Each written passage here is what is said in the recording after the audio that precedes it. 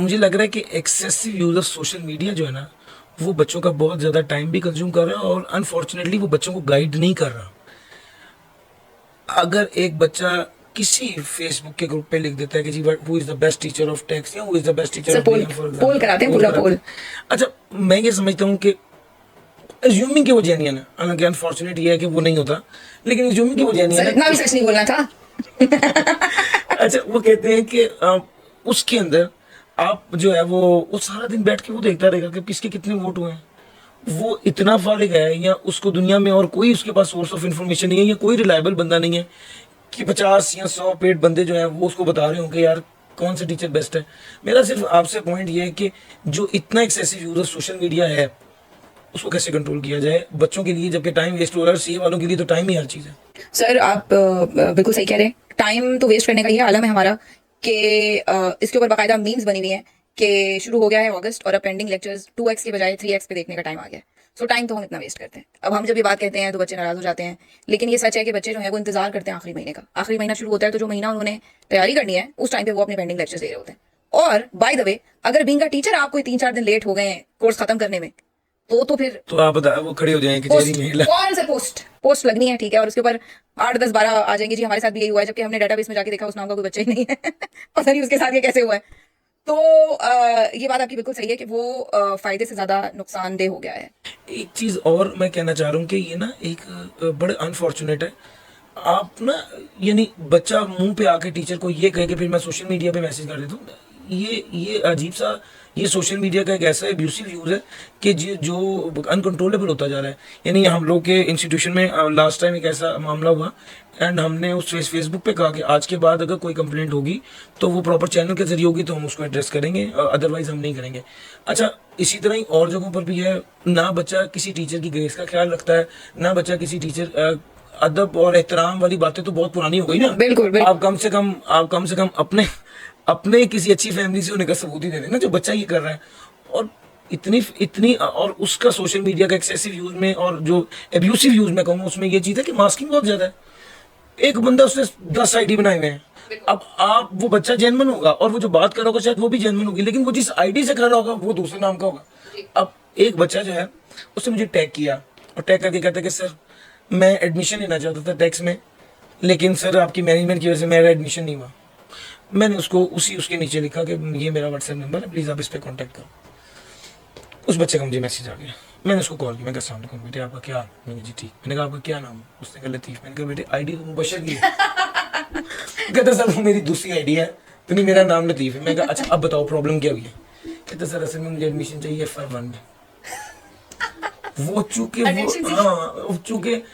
FR1 वाले teacher जो है वो मेरे मैसेज का रिस्पॉन्ड नहीं कर रहे, तो मैंने सोचा मैं आपको टैग कर। अब आप देखें, आईडी भी फेक, स्टूडेंट भी फेक, क्यूरी भी फेक, और उस सारे के अंदर एक एक वो बंदा जो समझता है कि यार मैंने स्टूडेंट की हेल्प करनी है। मैं बच्चों को कहूंगा कि बच्चों ये जो आप कर रहे हो ना, इससे अल्टीमेटली वो टीचर जो एनर्जी के साथ लगा हुआ है आपको पढ़ाने के लिए वो थक जाएगा।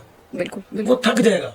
वो कहे ठीक है यार ये सारे ड्रामे बाद है, अल्टीमेटली ये होगा कि भाई ठीक है ये रिकॉर्डेड लेक्चर है जिसका पेंडिंग है सुन ले। ये इस तरह के टीचर जो कि लाइव क्लास कराते हैं, और आप अगर कभी जेनवनली, ये जो मिस ने बात कही है कि लोग पागल कहते हैं, आप इमेजिन करें ना कि कैमरे के सामने एक खातून बोल रही है या टीचर बोल रहा है और साथ वाले घर को लग रहा है पता नहीं कौन सी लड़ाई हो गई है, और वो अपनी पूरी एनर्जी दे रहा है ऐसे जैसे 200 बच्चे की क्लास की एनर्जी होती है, और उस एनर्जी के अगेंस्ट आप लोग के से क्या है। अच्छा, अब ये जब सब कुछ फॉल्स और सब कुछ इसी तरह ही चल रहा है, इस सारे सिनेरियो में आप मतलब एक स्टूडेंट को क्या करना चाहिए, जो आइडियली एक स्टूडेंट का बिहेवियर क्या होना चाहिए? अच्छा सर मैं आपको बताती हूँ मेरे साथ कल कल क्या हुआ ना।